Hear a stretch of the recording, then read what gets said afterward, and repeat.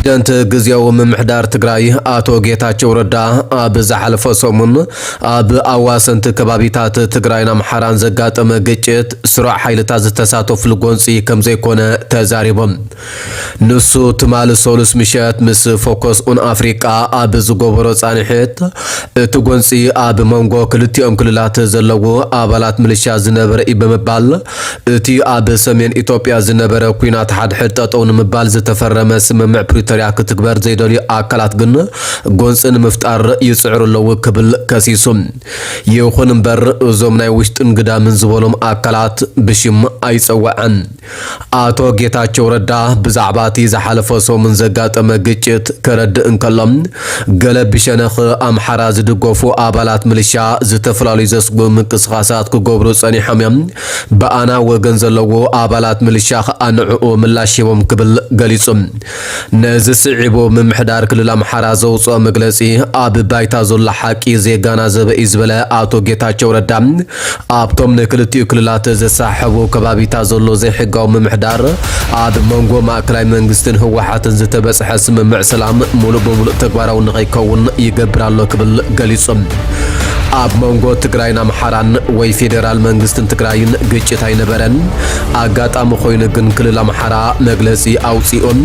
ኣብ ባህር ዳር ዘለው ኣካላት ግን ፍልይ ብዘተ ንምፍታሕ እንኮም መራጽ ምዃኑ ክግንዘቡ ኣለዎም ይብል መንግስቲ ክልል ኣምሓራ ብ17 ሚያዝያ 2024 ኣብ ዘውፅኦ መግለጺ ህወሓት ንስምምዕ ፕሪቶሪያ ጥሒሱ ራብዓይ ዙርያ ወራር ፈጺሙ ክብል ከሲሱ እቲ ክልላዊ መንግስቲ ኣብ መግለጺኡ ካብ ሕሉፍ ጌጋታቱ ክመሃር ዘይከኣለ ህወሓት ስምምዕ ፕሪቶሪያ ሙሉእ ብሙሉእ ጥሒሱ ኣብ ልዕሊ ህዝብና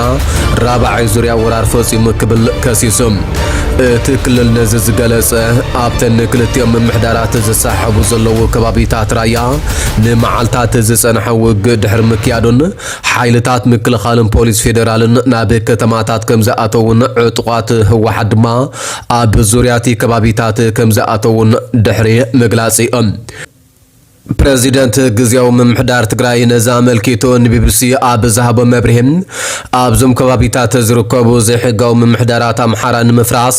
ምስ መንግስቲ ፌደራል ስምምዕ ከም ዝተገብረውን ጠቒሱ ኣብ ኣላማጣ ዝጀመርናዮ ግጭት የለን መንግስቲ ፌደራል ሓይልታት ትግራይ ግጭት ጀሚሮም ኣይበለን ካብዚ ወፃእ ኣብዞም ከባቢታት ዘለው ዘይሕጋዊ ምምሕዳራት ኣብ ምፍራስ ምስ መንግስቲ ፌደራልን ኣምሓራን ኢና ንሰርሕ ዘለና ኸኣ ኢሎም ፕሬዝዳንት ግዚያዊ ምምሕዳር ትግራይ ኣቶ ጌታቸው ረዳ ብተወሳኺ ንስ ገዛእ ሰልፊ ብልጽግና ኮነ ቀዳማይ ሚኒስትር አብይ አሕመድ እወታዊ ናይ ስራሕ ርክብ ከም ዘለዎ ተዛሪቦም ምጽምባር ህወሓት ናብ ብልጽግና ኣመልኪቱ ኣብ ቀረባ መዓልታት ክወጹ ዝቆነዩ ሓበሬታታት ግን ፍጹም ሓሰት እዮም ክብል ነጺጎም ኣብ ቀረባ ዝካየድ ዘሎ ዝርርብ ምስ ውህደት ዝተኣሳሰረ ኣይኮነን እቲ ነካይዶ ዘለና ዝርርብ ስምምዕ ፕሪቶሪያ ተግባራዊ ዝኾነሉ ኣገባብዮ ውህደት ኣጀንዳ ኮይኑ ኣይፈልጥን ብምባል ኣዘዝቲ ሓይልታት ትግራይ ነዚ ንምትግባር ዝሕግዙ መደባት ክሕንጽጹም ኣብ ኣዲስ ኣበባ ከም ዘለዎ ኣረዲኦም ምስ ቀዳማይ ሚኒስትር አብይ አሕመድ ዘለዎ ርክብ ዝምልከት ዝተሓተተ ኣቶ ጌታቸው ጽቡቕ ናይ ስራሕ ርክብ ዘለና ኣብ ዝተፈላለዩ ጉዳያት ናይ ርእስና ዝተፈላለዩ ኣረኣያታት ኣለውና ይብል ንሱ ወሲኹ ስምምዕ ፕሪቶሪያ ብሓባር ንኽንሰርሕ ዕድል ስለ ዝሃበና ንህዝብና ኣብ ዘገድሱ ጉዳያት ብሓባር ክንሰርሕ ሓጊዝና እዮም እዚ ድማ ቀጻሊ ኢለ ይግምት ክብል መልሲ ሂቦም ኣብቲ ንክልተ ዓመታት ዝቐጸለ ኩናት ዝተፈጸሙ ሰብኣዊ ግህሰታት ተሓተቲ ክኾኑ ዝግቦም ኣካላት ክሕተቱ ኣለዎም ዝበለ ጌታቸው ንዓይ ሓዊሱ ዝኾነ ይኹን ሰብ ክሕተት ኣለዎ ወላ ሓደ ናጻ ንክኸውን ክፍቀድ የብሉን ሰላምን ፍትሕን ምዕሳል ዝበደለ ክሕተት ኣለዎ ክብል ተዛሪቦም ነዚ ብዝተኣሳሰር ኣብቲ ዝመርሖ ዘሎ ክልል ዘሎ ሰብኣዊ ኩነታት ኣዝዩ ዘሰክፍ ከም ዝኾነ ብምሕባር ሰብኣዊ ረድኤትን ዘድልዩ ዘድልዮም ነበርትን ምሕጋዝ ምስ ማእከላይ መንግስትን ካልኦት አካላትን ብምትሕባር ይስራሕ ከም ዘሎ አመልኪቶም ኣብ ትግራይ ቅድሚ ሓደ ዓመት ርእሶም ዝኽእሉ ዝነበሩ ሰባት ሕጂ ኣይክእሉን ቁጽሪ ተመዛበልቲ ውሽጢ ዓዲ ስለ ዘይነከየ ኸኣ እቲ ኩነታት ኣዝዩ ሕሱም እዩ ስለዚ ኩሉ ዓይነት ሰብኣዊ ረድኤት ኢና ንደሊ ምስ መንግስቲ ፌደራል ጸጋታት ውሽጢ ዓዲ ኣተኻኺብና ክንፈትሖ ኢና ተሰማሚዕና ክብል ከኣ ገሊጹ ኣብዚ እዋን ኣብታ ቁጠባዊ ፖለቲካውን ዓልየት መሰረት ብዝገበረ ግጭታትን ኣብ ቅልውላው ዘላ ኢትዮጵያ ዘሎ ጸጥታዊ ኩነታት ኣሰካፍ እናኾነ ይመጽእ ከም ዘሎ ዝተፈላለዩ ጸብጻባት ይኹኑ ዜጋታትን ተቐማጡ ሃገርን ይገልጹ ዕጡቃት ተባሂሎም ብዝጽውዑ ጉጅለታት ዝፍጸም ቅትለት ዓመፅ ስርቅን ጭውያን ድማ ካብቲ ገኒኑ ዝርአ ዘሎ እዩ ክኸፍሉ ይኽእሉ እዮም ተባሂሎም ዝግመቱ ሰባት ጨዊኻ መበጀው ምሕታት ድማ ሓደ ካብቲ ተለሚዱ ዘሎ ኣገባብ እዩ ኣብዚ ዙርያ እዚ ዝተፈላለየ ዛንታታት ክንገር ዝጸንሐ ኮይኖም ቅድሚ 2 ወርሒ ኣብ ኣዲስ ኣበባ ዘጋጠመ መጭወይቲ ዲያቆን ሰመረ ፍሳህየ ድማ ሓደ ካብኡ እዮም ኣብ 2018 ካብ ኤርትራ ንኢትዮጵያ ዝተሰደደ ዲያቆን ሰመረ ፍሳህየ ፈለማ ኣብ ትግራይ ማዓስከር ዓዲ ሓሬሽ ንንውሕ ዝበለ እዋን ክቕመጥ ድሕሪ ምጽንሖም ናብ ኣዲስ ኣበባ ከይዱ ኣብኡ ድማ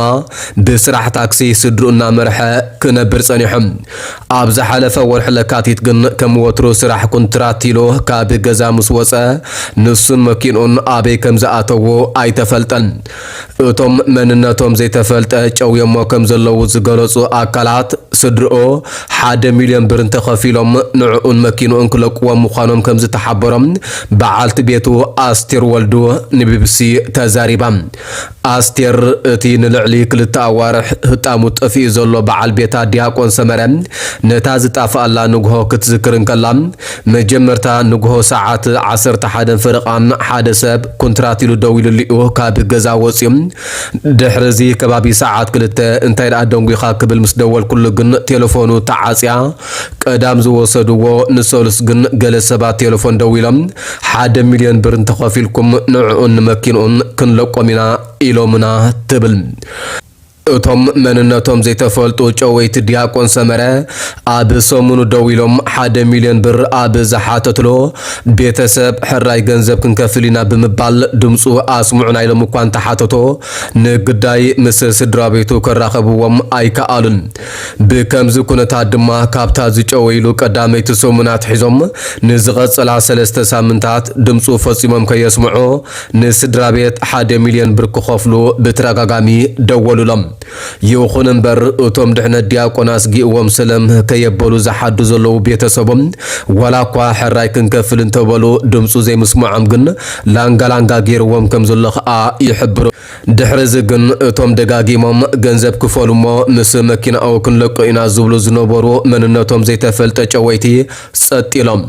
ዛጊት ካብ ዘይድውሉ ድማ ዳርጋ ሓደ ወርሒ ኮይኑ